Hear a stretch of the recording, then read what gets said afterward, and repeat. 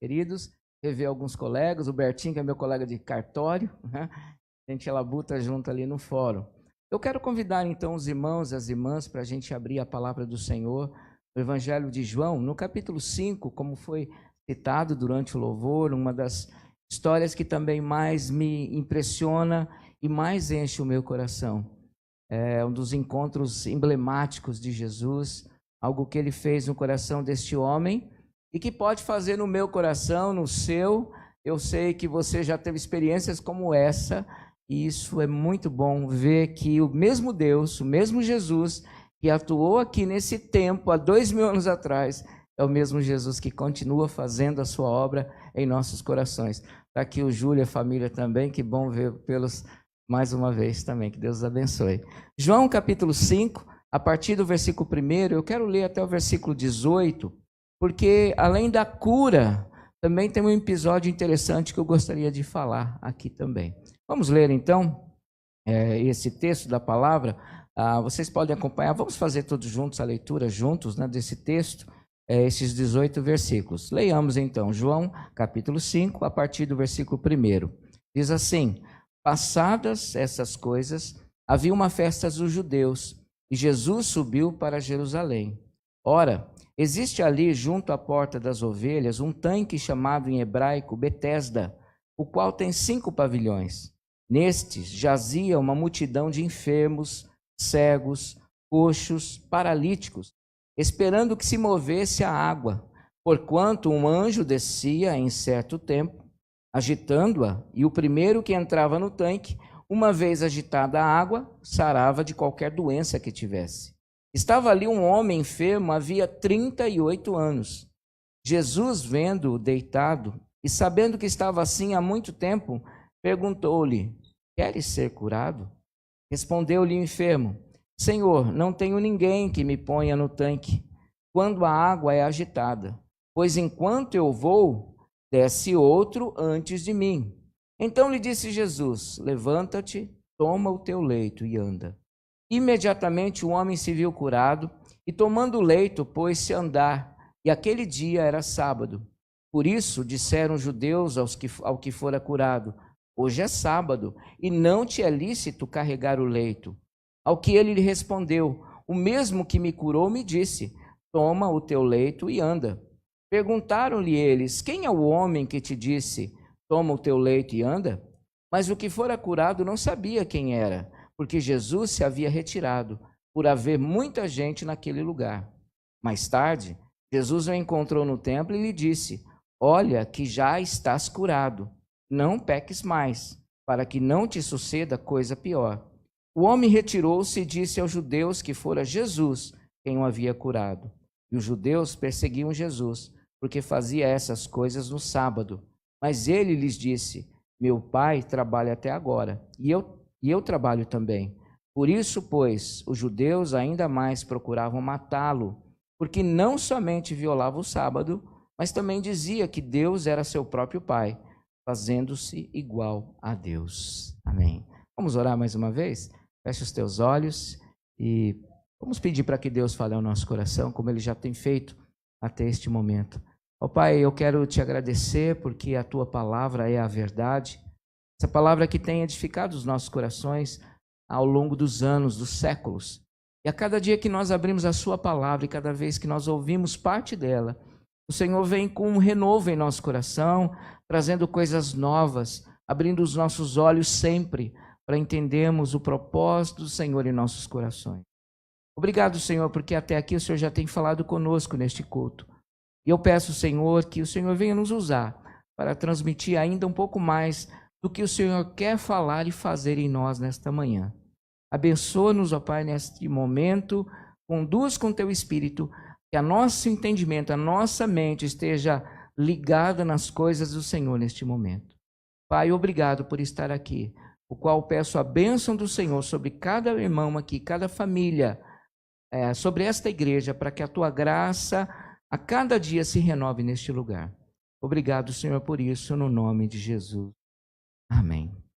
Amém. Queridos, nós estamos nos aproximando a 50 dias de 2019. E nós já vimos no começo desse ano diversas tragédias.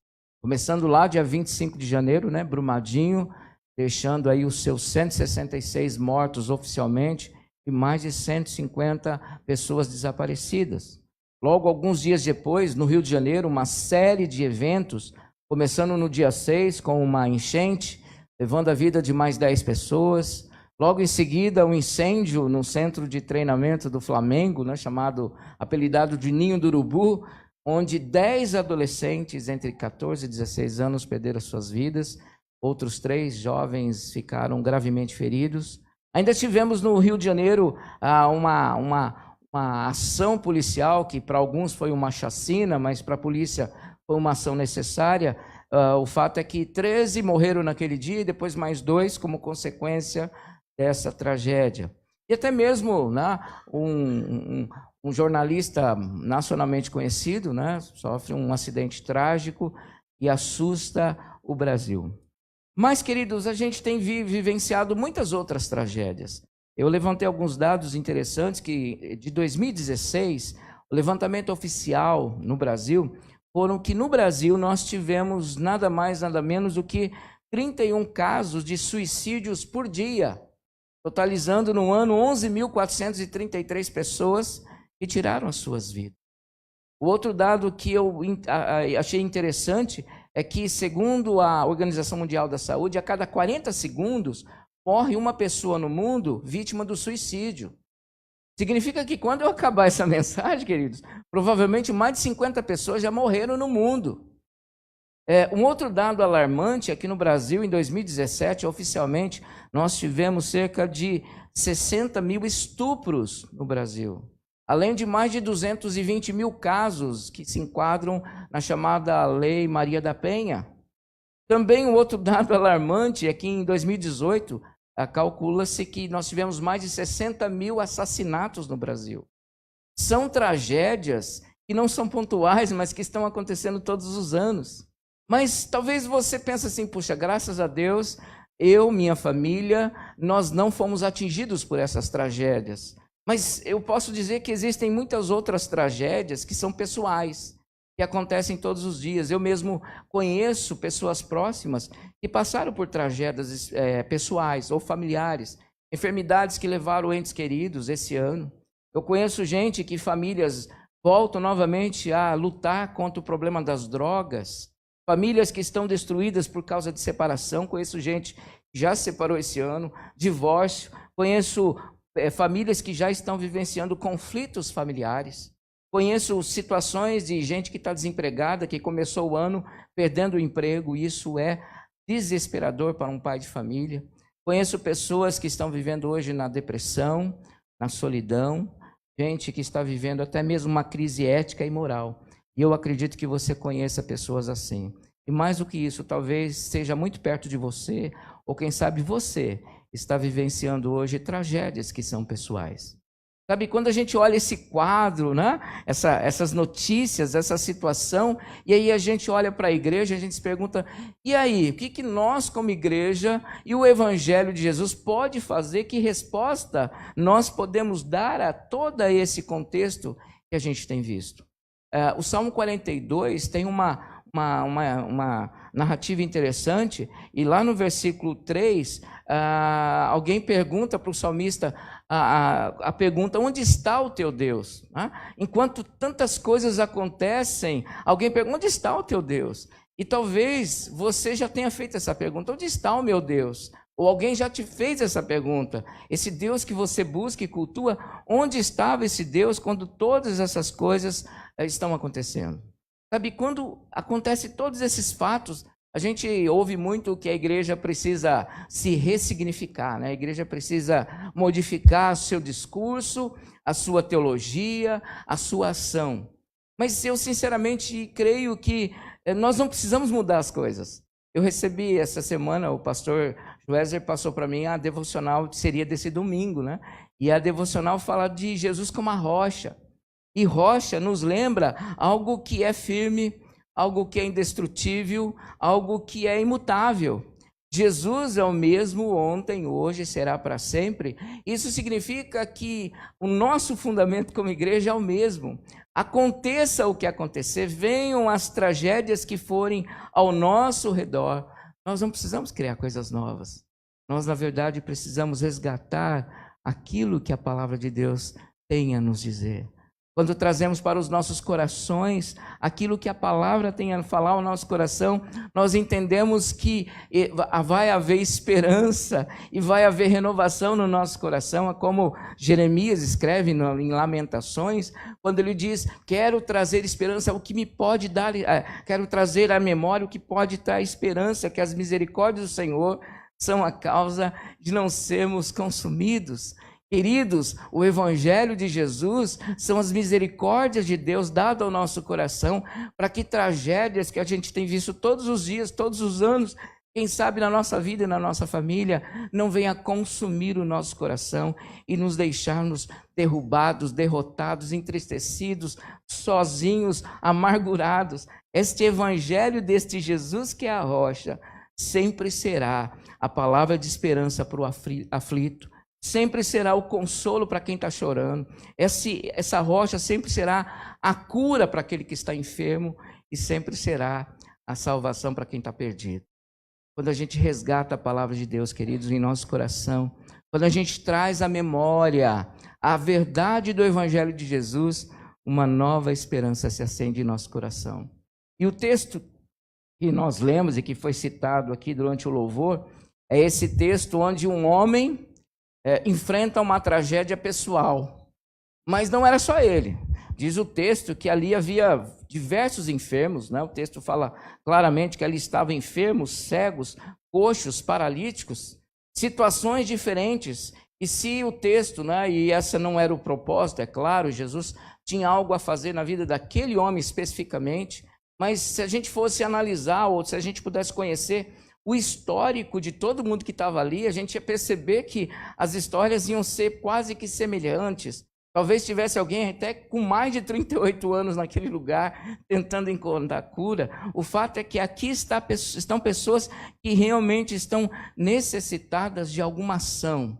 E essa ação vai acontecer na vida de um homem.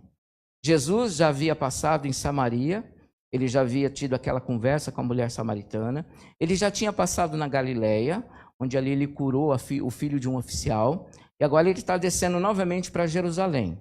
Ele está indo a Jerusalém para a festa que é chamada Festa dos Judeus. Duas festas eram importantes para os judeus, a da Páscoa e a festa de Pentecostes. A da Páscoa havia recentemente acontecido, o que nos leva a acreditar que aqui se tratava da festa de Pentecostes. E Jesus está voltando, descendo do norte para o sul, e ele então entra pelos muros de Jerusalém, ele entra ao norte, e o texto diz isso, né, nos informa no versículo 2, que ali existe junto à porta das ovelhas um tanque que em hebraico significa Betesda. A porta das ovelhas era o lugar onde as ovelhas, obviamente, né, daí o nome, as ovelhas que eram usadas no sacrifício no templo, porque o templo ficava logo ao lado. E do lado dessa entrada, que Jesus faz questão de entrar, e a gente olha na Bíblia e vê que Jesus, ele propositadamente passava em alguns lugares. E, aliás, o texto diz isso, né, quando ele passa por Samaria, porque era necessário passar em Samaria. Os discípulos não sabiam por quê, mas Jesus sabia. E Jesus sabia por que ele tinha que entrar por essa porta, porque do lado dessa porta tinha um tanque, cujo nome é Betesda. E a palavra hebraica Betesda, ela sugere algumas palavras, traduções bastante significativas. Significa casa de misericórdia, significa casa de clemência, casa de graça, casa de bondade. E Jesus então passa por aquele lugar onde havia uma multidão de gente sofrida, gente em busca de cura, de esperança, de renovação, de uma nova chance para viver. E no versículo 4 há uma curiosa menção de uma crença popular. Você está, por exemplo, com a Bíblia corrigida ou atualizada, né? Você vai perceber que o versículo 4 tem colchetes, né? Pode reparar aí que o versículo 4 está entre colchetes. Significa que não é encontrado esse texto nos melhores manuscritos que compuseram o nosso texto do Novo Testamento, tá? O que nos leva a entender que isso se tratava não de um ensino religioso, mas de uma crença, um mito que era contado de geração em geração, de que um anjo movia a água e o primeiro que mergulhasse ali, pronto, estava curado, né? E o fato é que aquele homem estava ali, aquela multidão estavam todas ali, porque acreditavam nessa história, estavam ali para isso, esperando a sua oportunidade. E neste lugar, e neste contexto, queridos, em meio a inúmeras histórias de tragédias pessoais, um milagre de vida vai acontecer na vida de um homem. Sabe, e quando a gente olha para a nossa condição de igreja hoje, eu posso dizer que Deus colocou uma outra Betesda. A igreja de Jesus é a Betesda do mundo. A igreja de Jesus é a Betesda do mundo, porque nós temos a missão de ser um lugar de abrigo para quem está necessitado, abrigo para quem está aflito, para perdidos, para gente sem esperança, para gente abandonada, desprezada, solitária. Talvez um dia você entrou desse jeito aqui na igreja. Talvez você veio por causa desses sentimentos de abandono, de solidão, de falta de esperança, de falta de perspectivas. E naquele dia, e talvez se eu perguntasse para cada um aqui vai se lembrar perfeitamente, naquele dia que parece que a luz brilhou e você entendeu o amor e o cuidado e a manifestação da graça, da bondade e da misericórdia de Deus. A igreja é a Betesda do Senhor nesse mundo. A igreja é a Betesda de Deus neste país.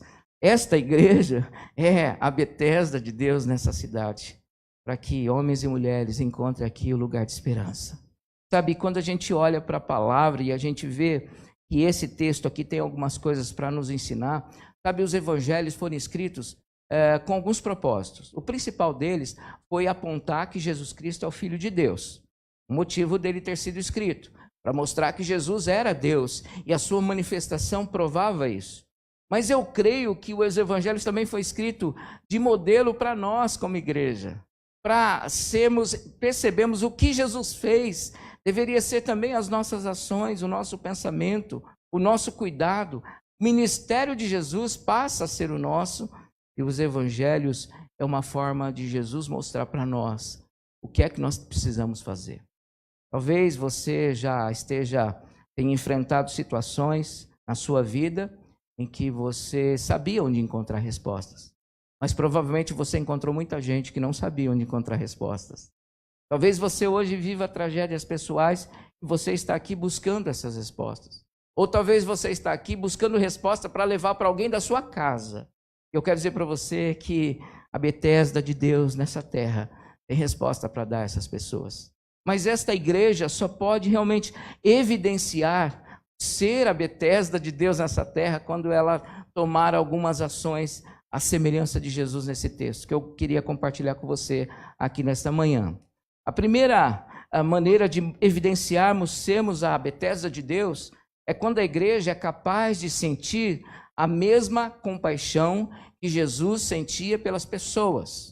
A igreja é a Betesda de Deus nesse mundo quando ela é capaz de ter o mesmo sentimento de compaixão que Jesus tinha pelas pessoas. Aqui, queridos, nós encontramos no versículo 5, então, esse homem enfermo. E no versículo 7 é que a gente entende que ele sofria de algum tipo de paralisia que o impedia de andar, de caminhar ou de fazer algum movimento mais rápido. O fato é que o texto diz que ele estava há 38 anos esperando uma única oportunidade.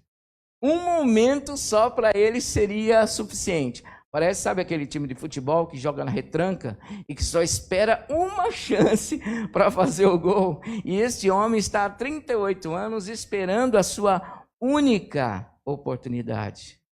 Certamente por aquele lugar muita gente passava, era a porta de entrada. Porta das ovelhas, as pessoas buscavam os animais para o sacrifício. E é provável que muita gente olhava para aquele homem, mas sem jamais se importar com ele. Mas é para aquele homem, sobre este homem, que o olhar de Jesus se detém. Ali diz o texto, estava assim, gente. Mas Jesus olha para aquele homem, porque ele viu naquele homem uma esperança que estava se acabando. Viu naquele homem, um homem que o tempo não lhe estava dando respostas. Ele disse que não tinha ninguém para lhe ajudar. E aí eu fico perguntando, cadê a família desse rapaz, né? Cadê os amigos desse homem? que poderia lhe dar esta esperança de conquistar esta tão esperada e sonhada cura. E a gente sabe que enfermos, coxos, paralíticos, principalmente leprosos, nesse contexto judaico em Israel, era simplesmente deixado de lado e eram considerados impuros e nem mesmo poderiam fazer parte das ações religiosas. Eles não podiam entrar no templo, eles não podiam oferecer sacrifício, porque eles estavam impuros, porque a doença era assim considerada. E pior, a doença era considerada como uma atitude de pecado. Ele tinha feito alguma coisa, por isso estava doente. Portanto, era um homem que estava totalmente alheio à vida, invisível aos homens. E é para esse que a compaixão de Jesus se mostra. Para esse, para que ninguém dava nada. É para ele que Jesus. Sabe, nós estamos cercados de gente assim. Talvez gente que a gente custa a perceber que elas estão carentes. Basta um olhar com compaixão, queridos. A gente vai notar gente na nossa empresa, no nosso trabalho. Também tenho o privilégio de ser professor e por alguns anos numa rede pública. Se tem um lugar de gente que precisa de um evangelho de esperança, é sala de professor. Quem é professor aqui sabe o que eu estou falando. Quantas lamentações, quantas angústias. Ou no corredor de um hospital, ou nas salas de um fórum, né, Bertinho? Ou numa delegacia, ou no hospital. Quantas pessoas estão precisando da compaixão. Gente prisioneira da sua própria condição de vida, da sua compreensão do que é ter esperança. Para aquele homem não tinha mais nada. A única chance dele era pular na água quando ela se mexesse. A sua perspectiva de vida era essa. O que ele conhecia de esperança era essa. Um homem que não conhecia nem mesmo Jesus. Jesus aqui, querido, já a fama dele já corria. E quando perguntaram para ele, quem que fez isso? Ele não soube dizer quem era. Jesus, um homem já conhecido, já tinha feito alguns milagres. E agora esse homem não tinha nem informação de quem se tratava para mostrar o quanto ele estava separado da vida, do culto e daquilo que acontecia na nação. Queridos, nós estamos cercados de gente assim. E é este olhar que Deus nos convida a ter com as pessoas, compaixão. Vivemos um tempo onde as pessoas são as primeiras a julgar, né? Como as pessoas julgam. Ontem mesmo estava vendo uma postagem que fizeram no Facebook de um famoso ator da Rede Globo que foi convidado a se retirar do supermercado porque ele estava totalmente embriagado. E ele tem lutado contra a bebida há muito tempo. E nos comentários foram de tudo que você imagina, né? Desde os comentários ironizando a situação, alguns se aproveitaram para dar aquela palavra política, alguns manifestando repúdio àqueles que estão ou colocando a situação daquele ator como uma situação vexatória, mas também tinha aqueles que estavam ironizando e agredindo verbalmente. Não importa o que a pessoa tenha feito, o que nós precisamos ter é compaixão pelas pessoas. É ter misericórdia pelas pessoas que não conhecem o Senhor e por conta disso vivem uma vida tão depravada, tão errada, tão distante de Deus. E se Jesus estivesse no nosso tempo, no nosso lugar, qual teria sido a sua atitude? Qual teria sido o olhar de Jesus para as pessoas que a gente encontra nas ruas, nas sarjetas, nos cantos da cidade, nos prostíbulos da cidade, nas bocas de fumo da cidade? Será que seria um olhar condenatório ou seria um olhar de misericórdia e de compaixão? A igreja é chamada para ser Betesda, para que ela tenha o mesmo sentimento que Jesus teve. Olhar as pessoas com compaixão. E isso faz a grande diferença. Talvez você tenha sido alcançado por Jesus a partir do olhar de compaixão de alguém. De alguém que olhou para você e viu em você alguém que Jesus poderia alcançá-lo.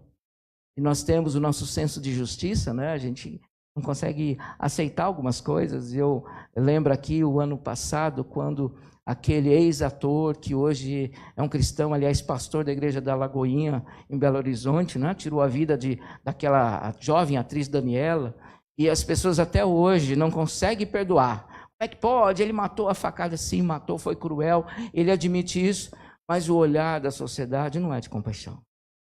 O olhar da sociedade é da justiça, tem que pagar, merece mesmo, tem que morrer. E será que seria este o olhar Jesus teria com pessoas como aquele que estava na cruz ao seu lado, quando ele diz: hoje mesmo estarás comigo no paraíso. Ou com aquele que ninguém queria que ele fosse se hospedar, Zaqueu, e ele então, com compaixão, vai estar com aquele homem e diz: hoje teve salvação nessa casa. Será que aquela mulher que foi levada para ser apedrejada no nosso tempo, todos nós a juntaríamos e todos nós, né, pegaríamos pedras, né, ou hoje seria armas, né? Hoje já usaríamos o método mais cruel, espadas, né, ou fogueira. Será que Jesus faria isso? Ou ele manteria a sua atitude de dizer: quem não tem pecado, atire a primeira pedra, e olhar com compaixão para aquela vida? Queridos, se nós queremos ser a Betesda de Deus nesse mundo, precisamos ter a compaixão que Jesus tinha pelas pessoas. Essa é a primeira lição que eu vejo nesse. Mas esse texto também nos dá uma segunda lição. Jesus nos dá como igreja, para a gente viver e para a gente sentir no coração. Em segundo lugar, quando a igreja compreende que o puro e simples evangelho de Jesus sempre será suficiente. A igreja é a Betesda de Deus quando ela entende, ela compreende que o puro e o simples evangelho de Jesus vai ser suficiente.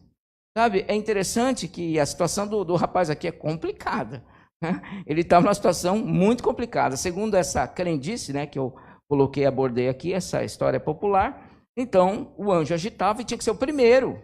Não podia ser o segundo, né? É o primeiro dos últimos, né? Como diz o ditado popular, não servia ser o segundo. Tinha que ser o primeiro. E esse homem está aqui há 38 anos querendo ser o primeiro.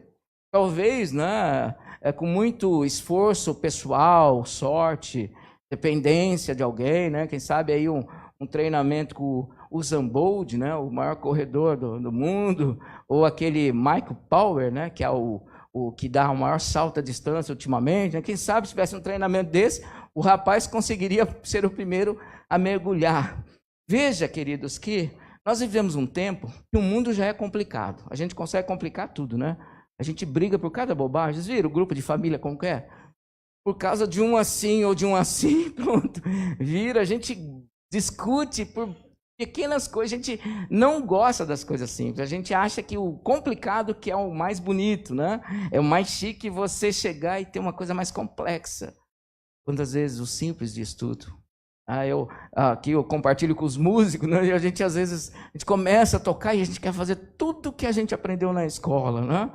Tudo. Aí a gente com o tempo vai descobrindo que o menos é sempre mais, né? É sempre o menos, o mais simples é o melhor. Sabe uma coisa, eu tenho visto, e talvez, não sei se é o que você consegue notar, que a gente como igreja, a igreja cristã, está conseguindo complicar o evangelho. O evangelho que era tão simples, a gente complicou. Nós criamos tantas regras, nós criamos tantos critérios, nós criamos uma estrutura tão pesada, e eu também venho de uma igreja presbiteriana, e a minha igreja é modestamente bem burocrática em muitas coisas, e nós criamos tanta estrutura e tanta exigência para a pessoa se tornar um membro, e a gente faz muitas exigências para essa pessoa, e a gente torna um evangelho difícil de ser cumprido. E se a gente olhar o nosso histórico de igreja cristã, né? A igreja cristã, enquanto era perseguida, era simples. Era o evangelho simples. O evangelho, inclusive, de risco, né? Aceitar Jesus corria risco de vida. Mas, de repente, o evangelho começou agora a se tornar a igreja do império. E aí começou a haver a separação entre o clero e o povo, né? E aí os templos começaram a ser construídos cada vez mais distantes. Imagina que a gente tinha uma distância dessa, onde aquele que está aqui, o clero, e aquele que é do povo, aquele que é o leigo, poderia estar tão próximo. A reforma melhorou muito isso. Pode perceber que até os templos, né, aproximou. As liturgias, né, que foram sendo desenvolvidas, foi tornando cada vez mais um cristianismo tão complexo. Mas aí a gente, como evangélico, também tem a nossa parcela, né? A gente cria fórmula para oração, né? A oração tem que ter fórmula, se não tiver daquele jeito, Deus não vai ouvir. Aí a gente criou a ideia de que sem desempenho pessoal, esforço pessoal, não vem bênção de Deus sobre a nossa vida. Aí aquilo que era tão puro, tão lindo, que é o jejum, que são as campanhas que a gente faz de oração, que elas nasceram com o propósito de consagração, hoje pessoas acham que isso é uma forma de trocar com Deus. Então eu faço isso e Deus fica obrigado a me dar alguma coisa. Não foi por isso que elas surgiram. Elas surgiram como uma dedicação e consagração ao Senhor. Objetos que eram usados para abençoar, agora carregam em si mesmos, né? O poder e a unção. Né? Já pensou? Eu suando aqui, pego todo o meu lenço, meleco tudo, jogo para o Guilherme. Aí o Guilherme, ó, tá vendo? Lenço ungido, abençoado. Pelo menos babado deve estar. Né? Nós tornamos as coisas tão complicadas, porque se eu não catar aquele objeto, eu não vou ter bênção na minha casa. Nós complicamos, dificultamos. E às vezes a gente acha que quando vem de Deus tem que ser surreal, né? Tem que arrepiar. Se eu não arrepiar no culto, não teve Deus falando. Né? Se eu não sentir aquela coisa, parece anjo subindo e descendo, naquela visão celestial, Deus não tenha falado nada. E nós entendemos que as coisas são difíceis, complexas. Não, são simples demais. Aí a gente olha para o texto. Imagine quantas pessoas chegaram para esse homem durante 38 anos, dizendo para ele como as técnicas possíveis, né, para ele mergulhar primeiro. Não, vamos pegar, não, você tem que se preparar. Você sim, fica sempre, né, em alerta. Você flexiona o joelho, né, imagina as muitas orientações técnicas complicadas que esse homem pode ter ouvido para chegar lá. De repente, Jesus chega até ele e diz: você quer ser curado? Parece Jesus irônico, né? Parece que está tirando sarro do rapaz, tirando um. Hoje o rapaz diria assim: está tirando, Jesus? Né?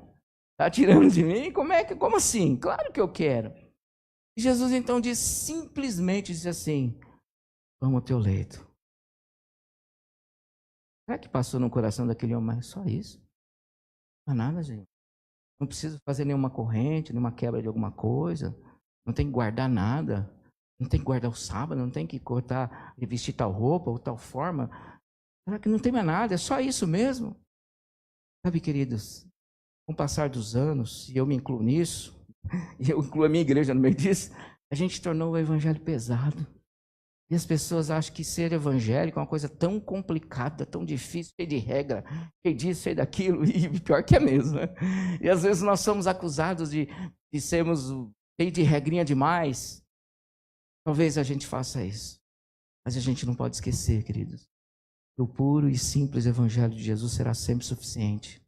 Aconteça o que for, a graça de Jesus será sempre suficiente. A cruz sempre será suficiente. A misericórdia de Deus sempre será suficiente. A simplicidade das coisas que a palavra nos revela, em todo o contexto da palavra, serão sempre suficientes. Jesus não exigiu muita coisa para aquele ladrão na cruz. Alguns chamam de bom ladrão, né? Não conheço bom ladrão. Ladrão é ladrão, né? Bom ladrão, ó, deixa um recado, desculpa, só tem sua casa, tá? Mas tá aqui um trocado para você arrumar a sua porta. Não existe, ladrão é ladrão. E aquele homem não teve nenhuma outra coisa a não ser a palavra: hoje mesmo estarás comigo no paraíso. Ou aquela mulher: vai, não peques mais. A Betesda de Deus nessa terra precisa amar as pessoas, precisa ter misericórdia das pessoas. Precisa crer que o evangelho simples de Jesus sempre será suficiente. Hoje, a palavra da irmã, eu fiquei pensando nisso, de fato, a gente precisa se esvaziar de nós mesmos. E às vezes nós complicamos as coisas, a gente cria situações e a gente pensa que Deus exige muito mais de nós, né? Na verdade, somos nós que estamos colocando coisas que Deus nunca pediu. Deus nunca pediu algumas coisas e a gente começa a criar coisas para nós, porque o nosso senso de justiça é muito mais complicado. O de Deus é uma justiça simples, porque ela é baseada em algo simples. Custou a morte de Jesus, sim, claro, mas foi de uma forma simples, para que eu e você tivéssemos acesso simples à cruz e à salvação. A Betesda de Deus é o lugar onde as pessoas são amadas, mas é um lugar onde simples evangelho de Jesus já vai ser suficiente para transformá-las. O apóstolo Paulo escreveu aos Romanos, lá capítulo 1, diz que o evangelho é o poder de Deus para salvar. O evangelho é o poder de Deus. Não é a nossa estrutura, não é os nossos esquemas, não são as nossas regras, mas o puro e simples evangelho de Deus. Que a palavra de Deus seja a nossa esperança de cura, de libertação. Que a oração seja a simples conversa com o nosso Deus. Que a comunhão, que a adoração, que a nossa fé, que ainda que seja pequena como um grão de mostarda, e Jesus diz isso, seja simplesmente suficiente para descansar e confiar nele em todos os momentos da nossa vida. A Betesda de Deus ama as pessoas, tem compaixão das pessoas. A Betesda de Deus crê que o Evangelho de Jesus é suficiente para sempre. E termino aqui dizendo a terceira lição que eu vejo. Que a igreja é a Betesda de Deus quando a igreja oferece cura que vai além das questões materiais e físicas. Essa é a Betesda de Deus. Ela oferece cura que vai além daquilo que é material, daquilo que é físico. Sabe, aqui Jesus, no seu senso de humor, né, quer ser curado. Eu fico pensando, por que ele perguntou isso? Né? Eu também fiquei encucado, mas por que Jesus vai perguntar para o cara que está cego se ele quer ver? Se a pessoa que não ouve, se ela quer ouvir? Se o paralítico, se ele quer andar? Se o que está aflito quer paz? Se o que está sem direção quer direcionamento? Por que Jesus faz essas perguntas, querido? Eu entendo que é para a gente entender a profundidade do que ele quer fazer. E aqui, se os irmãos notaram, esse processo de cura na vida desse homem foi em duas etapas. Duas coisas vão acontecer. Aqui, num primeiro momento, Jesus cura esse homem. Tá? Depois dessa pergunta, diz, toma o teu leito e anda. Mas ele ainda não tinha entendido a profundidade do que Jesus estava fazendo na vida dele. Aí, do versículo 10 até o 18, tem uma narrativa curiosa. Tá? Aqui nós temos uma galera que estão inconformados porque Jesus tinha feito aquilo no dia de sábado. Parece que nem caiu a ficha que aquele homem estava há 38 anos doente e agora está andando. Eles não tiveram nem a habilidade de celebrar a vida, de celebrar a alegria, de compartilhar a alegria daquele homem, né? Como a Bíblia diz, para chorar com os que choram e se alegrar com os que se alegram. Às vezes a gente faz o contrário, né? Se alegra com os que estão tristes, tá bom, bem feito. E a gente chora quando alguém conquista algo, né? Mas com ele, Senhor, eu que sempre fiz tudo certo. E esses homens são incapazes de celebrar a vida. Eles estão preocupados com as fórmulas, porque sábado não pode fazer isso. O que interessa são as regras, a religiosidade. A religião era mais importante do que a vida aqui. E agora esse homem novamente é colocado encostado na parede, pergunta para ele quem ele havia curado, ele não sabe responder. E aí a gente começa a criticar os judeus aqui, né? E quando às vezes a gente faz a mesma coisa, né? Quando acontece algo, a gente pergunta, é constitucional? Está no estatuto da igreja? Tem essa regra? Pode?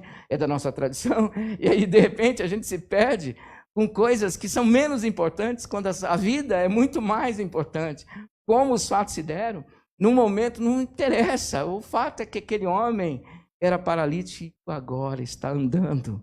E agora Jesus encontra esse homem de novo. Olha lá, no versículo 14. Jesus encontra de novo, 2 encontros, não foi um só não. Mais tarde, Jesus encontrou no templo e lhe disse, olha, que já estás curado. A primeira parte está pronta. Aí ele diz assim, não peques mais, para que não te suceda coisa pior. Sabe o que Jesus está fazendo aqui? Ele está oferecendo cura, vai além do físico. Jesus está curando as emoções, está curando o espiritual deste homem. Sabe, quando a gente olha para a palavra, entende que a igreja é a Betesda de Deus nesse mundo, não é para apenas uma cura momentânea, apenas física. Deus cura, Jesus nos manda orar pelos enfermos para que eles sejam curados. Se a gente parar de crer nisso, irmão, vamos fechar as portas da igreja, vender o salão e fazer outra coisa. Mas nós cremos que Deus cura. Mas Deus cura uma cura integral. Ele não cura só momentaneamente para que a gente se sinta bem em determinados momentos da nossa vida. Mas a cura de Deus é para a eternidade. A cura de Deus é integral, é para físico, é para as emoções, é para os nossos relacionamentos pessoais, é para o nosso casamento, é para acabar com os conflitos com as nossas gerações, é para a nossa eternidade estar com o Senhor para sempre, é para tirar a ira que estava sobre nós e que foi suportada por Cristo na cruz. A cura do Senhor é aquela que não é passageira nem superficial, mas é aquela que transcende a vida. Aquela que renova a vida, aquela que transforma a vida. O apóstolo Paulo disse isso perfeitamente quando ele diz assim, aquele que está em Cristo, termine, o que é? Nova criatura é. Sabe o que é isso? É uma pessoa que foi transformada fisicamente, emocionalmente, socialmente, espiritualmente, ou seja, a cura integral para um homem integral. E é isso que Jesus faz no coração deste homem. Depois de 38 anos, ele conhece a cura física, mas o que ele melhor ele aprendeu e conheceu foi a cura do seu coração, da sua alma. Você sabe que esse homem morreu, né? Sabendo? Passou uns 2000 anos e ele já morreu. Viu? Morreu. Não existe mais, com certeza. Ninguém fica para semente. Mas o que não morreu nele foi ter conhecido Jesus como ele conheceu. Sabe, as enfermidades, queridos, é uma coisa que é decorrente da condição após o pecado. Deus não nos criou nem para morrer, nem para morrer. Deus nos criou para a vida, mas o pecado trouxe a morte. E a doença, a enfermidade é condicionante a esse estado em que nós ainda estamos. Mas a Bíblia diz que haverá um novo céu, uma nova terra, onde já não haverá dor, não haverá luto. Você não vai chorar a perda de queridos irmãos, de parentes. Você não vai sofrer com doenças, com enfermidades, porque essas coisas vão passar. Mas enquanto essas coisas não passam, nós temos outras enfermidades que precisam ser curadas também. As feridas emocionais. Quantas pessoas você conhece que estão feridas emocionalmente? Essa semana tocou uma notícia de que uma criança foi levada para, não sei se era psicólogo, para tratamento por causa de abusos na casa, e o menino estava sendo abusado dentro do consultório. Queridos, gente doente, gente enferma emocionalmente, precisando de cura, e são piores ainda, abaladas ainda mais. A Betesda de Deus é o lugar onde a gente vê um evangelho que é para toda pessoa, é para a nossa condição física, mas é também para as nossas emoções, é para o nosso coração, é para o nosso intelecto, mas é também para a nossa eternidade. Sabe, Cristo, ele veio para salvar e buscar o perdido, ele falou isso. Diz assim, eu vim para o enfermo. Sabe onde tem enfermo? Enfermo não é só nos hospitais, tem enfermo nas ruas, tem enfermo nas delegacias, nos presídios, tem enfermo nas escolas, nas universidades, mas também tem enfermo nas mansões, nos complexos de escritórios das multinacionais, tem enfermos nos gabinetes dos grandes empresários. O mundo precisa de algo que realmente lhe dê respostas. E sabe onde as pessoas estão procurando resposta? Nas drogas, no sexo, na violência, no agnosticismo que cresce cada vez mais, no misticismo, no abandono de Deus, os desigrejados, né? Até um grupo, uma vez em Ourinhos, formaram a igreja, não tinha nome, era um grupo que saiu de uma outra igreja, eles não queriam ser igreja, só que aí tiveram que se reunir no local, aí colocaram lá, igreja sem nome, virou nome, todo mundo conhece a igreja como igreja sem nome, já virou um nome, mas pior que se abandonasse, né? Mas quantas pessoas você conhece que estavam aqui o ano passado, nessa mesma época, e hoje não estão mais, e não estão em lugar nenhum, igreja nenhuma, que é pior. São as soluções que o mundo propõe, mas o evangelho de Jesus, que é a nossa rocha, que nos faz como Betesda de Deus, para a cura completa do nosso coração. Sabe, Jesus, ele não morreu na cruz só para a gente se sentir bem. Ele não morreu na cruz só para a gente ser curado em algum momento da nossa história, por uma enfermidade que nos incomoda. E quem já foi curado aqui por alguma enfermidade grave, agradecido a Deus por essa bênção que Ele deu na sua vida. E a gente louva a Deus por isso. Mas Jesus veio para muito mais que isso. Ele veio para mudar o rumo da nossa existência, o rumo da nossa história. E Ele fez isso na vida desse homem, 38 anos, esperando para ouvir de uma forma simples: toma o teu leito e anda. Há muita gente precisando se levantar, não só de uma enfermidade física, mas nas suas emoções, na sua vida espiritual. Jesus passa na porta das ovelhas. Significa que há pessoas que podem estar dentro da Betesda de Deus e ainda assim precisando de ouvir essa palavra, que é a cura integral para os nossos corações. Sabe, nós somos a continuidade do ministério de Jesus. Jesus, quando entrou na sinagoga, a primeira coisa que ele fez, catou o rolo, Isaías, entendeu? Leu o texto, quase que foi jogado abismo abaixo por isso. O Espírito do Senhor está sobre mim, pelo que me ungiu para evangelizar os pobres, enviou-me para proclamar libertação aos cativos, restauração da vida aos cegos, para pôr em liberdade os oprimidos e apregoar o ano aceitável do Senhor. Isso aqui é o evangelho para o homem todo, para a mulher toda. para tudo que envolve o nosso ser.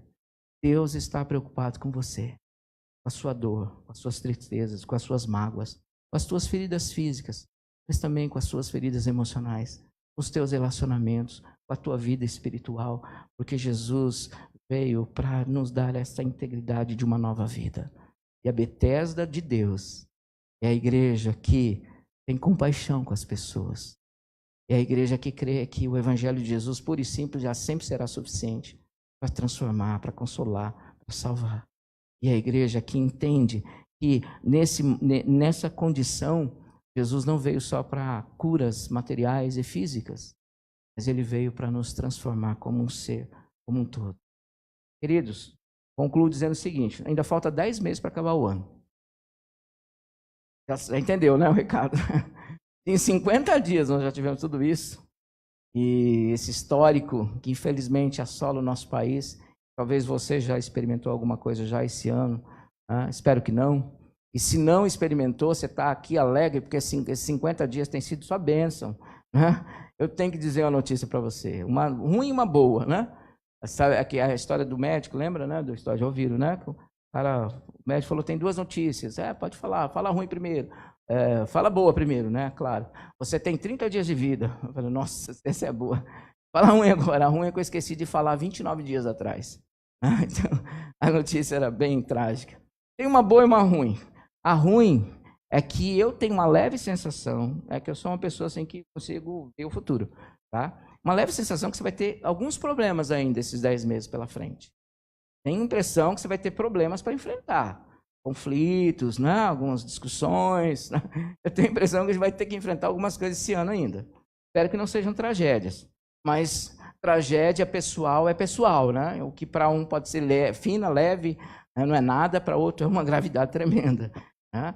Eu tenho a sensação que você vai passar por isso. Essa é a notícia ruim. Mas a notícia boa é que você está na igreja. E a igreja é a Betesda de Deus. E a Betesda de Deus demonstra misericórdia e compaixão. A Betesda de Deus proclama um evangelho simples e vai ser sempre suficiente. Aconteça o que for, a graça do Senhor vai ser suficiente na sua vida. E a Betesda de Deus crê que o Senhor ele está muito mais preocupado e Ele trabalha muito mais na nossa vida do que as coisas que acontecem momentaneamente, porque Ele preocupa-se com o nosso ser, com o nosso hoje, com o nosso amanhã, com a nossa eternidade. Esse é o Deus que nós servimos. Esse é o Jesus que é a rocha, que é o mesmo ontem, o mesmo hoje e mesmo será para sempre. E que nós, queridos, como igreja de Jesus, como Betesda de Deus, jamais venhamos a fechar os nossos olhos para as pessoas que estão enfermas, que a gente cruza pelo caminho no trabalho, se a gente senta com ele ao lado o ano inteiro, que a gente vai na mesma van para a faculdade ou para a escola, que a gente anda com ele, vai com ele no posto de saúde ou está numa clínica médica, as pessoas, que nós não fechemos os olhos para essas pessoas e que a gente compartilhe desse Jesus que mudou a vida deste homem depois de 38 anos, mas que pode mudar a sua vida e pode mudar a vida de qualquer pessoa, aconteça o que for. O mundo está de cabeça virada, irmãos. Filosofias, ideias, conceitos, está tudo louco esse mundo. Cada dia mais a loucura aumenta, né? E pode ver as discussões que chegam até no Supremo Tribunal Federal, coisas absurdas que a gente tem que ir obrigado a ouvir, e às vezes ouvir calados ainda, porque você fala alguma coisa, você é agredido verbalmente por todos os lados. Mas não importa a loucura deste mundo, Jesus continuará sendo sempre o mesmo. E a graça de Deus vai estar sempre sobre nós da mesma forma, com a mesma profundidade, o mesmo alcance, com a mesma transformação. Que Deus abençoe a sua vida. Deus abençoe o seu coração. Vamos orar neste momento.